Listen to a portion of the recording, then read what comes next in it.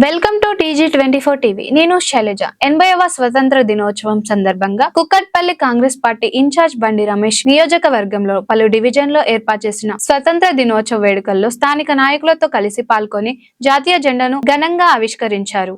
అలాగే పాఠశాలలు, ప్రభుత్వ కార్యాలయం వద్ద జాతీయ గీతాన్ని ఆలపించి ప్రజలకు స్వాతంత్ర దినోత్సవం శుభాకాంక్షలు తెలియజేశారు.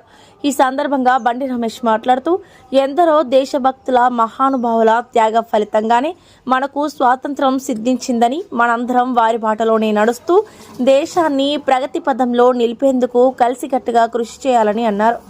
అందరికీ నమస్కారం. ఈరోజు దేశవ్యాప్తంగా భారతదేశ 80వ స్వాతంత్ర దినోత్సవ వేడుకలు పెద్ద ఎత్తున జరుపుకోవడం జరుగుతూ ఉంది. దేశానికి స్వతంత్రం వచ్చి 79 సంవత్సరాల నుండి 80 సంవత్సరంలో ఒక అడిగిడాం. దేశం అనేక రంగాల్లో ముందుకు సాగుతూ ఉంది. ఎంతోమంది మహానుభావులు ఆ రోజు ప్రాణ త్యాగాలు చేసి బ్రిటిష్ వారి నుంచి భారతదేశానికి, భారతదేశ పౌరులకి విముక్తి కలిగించి దేశానికి స్వతంత్రం ఇప్పించారు.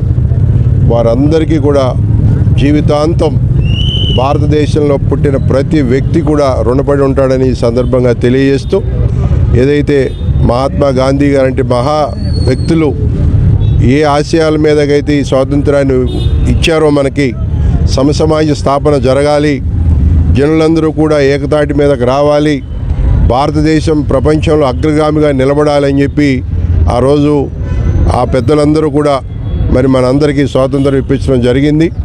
ఇప్పుడున్న నాయకులందరూ కూడా మరి ఆ బాటలో నడవాలని, ఏదైతే మనకు అంబేద్కర్ గారు ఇచ్చినటువంటి రాజ్యాంగాన్ని రాజ్యాంగ స్ఫూర్తితో ముందుకు సాగాలని మనసారా కోరుకుంటూ, తెలంగాణ రాష్ట్రంలో కొలువుదీరున్నటువంటి కాంగ్రెస్ ప్రభుత్వం రేవంత్ రెడ్డి గారి నాయకత్వంలో ఇవాళ ఏదైతే స్వాతంత్ర ఫలాలు ఉన్నాయో అవి జనులందరికీ అందే విధంగా, ముఖ్యంగా పేద ప్రజలకు అందే విధంగా చర్యలు తీసుకుంటూ ముందుకు సాగుతూ ఉందని చెప్పి సందర్భంగా తెలియజేస్తూ, మరొక్కసారి కార్యక్రమానికి వచ్చినటువంటి వసంతనగర్ డివిజన్, వసంతనగర్ కాలనీ వాసులందరికీ, ముఖ్యంగా అనేక మంది పెద్దలు ఇక్కడ రావడం జరిగింది. వారందరికీ కూడా మనసారా నేను స్వతంత్ర దినోత్సవ శుభాకాంక్షలు తెలియజేస్తూ, మరి ఏదైతే ఇక్కడ ఈ కుక్కట్పల్లి నియోజకవర్గంలో 3 రోజుల నాడే ముఖ్యమంత్రి గారు వచ్చి వారి సందేశం మనకి ఇవ్వటం కూడా జరిగింది.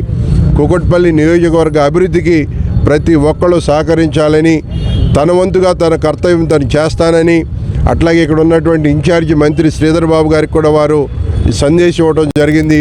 కుక్కట్పల్లి నియోజకవర్గ అభివృద్ధికి ప్రత్యేకంగా కృషి చేయాలని చెప్పి కూడా వారు చెప్పడం జరిగింది.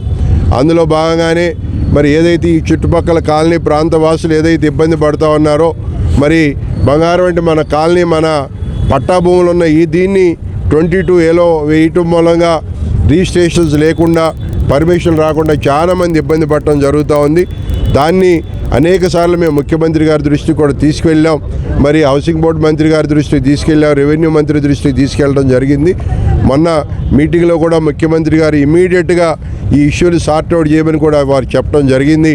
నేను అనుకుంటా రాబోయే వారం 10 రోజుల్లో ఆ ఇష్యూని సార్ట్అవుట్ చేసే విధంగా ప్రభుత్వం నుంచి కృషి చేస్తామని, ప్రభుత్వం తరఫున అందరూ కూడా సహకరించాలని చెప్పి కూడా నేను కోరుకుంటా ఉన్నాను.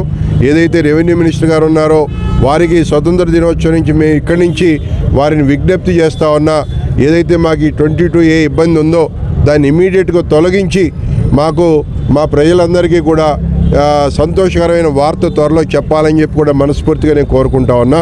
అంతేకాదు, మరి రాబోయే రోజుల్లో కూడా ప్రజలందరినీ ఒకటే కోరుతా ఉన్నా, ప్రజాప్రభుత్వాన్ని మనసారా ఆశీర్వదించమని, ఏదైతే ముఖ్యమంత్రి రేవంత్ రెడ్డి గారు ప్రజాప్రభుత్వం ద్వారా ప్రజలకు సేవ చేస్తూ ఉన్నాడో, ఈ తెలంగాణ రాష్ట్రాన్ని, హైదరాబాద్ మహానగరాన్ని ఒక గ్లోబల్ సిటీగా తీర్చిదిద్దాలని ప్రయత్నం చేస్తూ ఉన్నాడో, ఆ ప్రయత్నంలో అందరూ కలిసి రావాలని చెప్పి కూడా మనస్ఫూర్తిగా నేను ప్రతి ఒక్కరిని వేడుకుంటూ, అవకాశం కల్పించిన పెద్దలందరికీ కూడా ధన్యవాదాలు తెలియజేస్తూ సెలవు తీసుకుంటా ఉన్నా.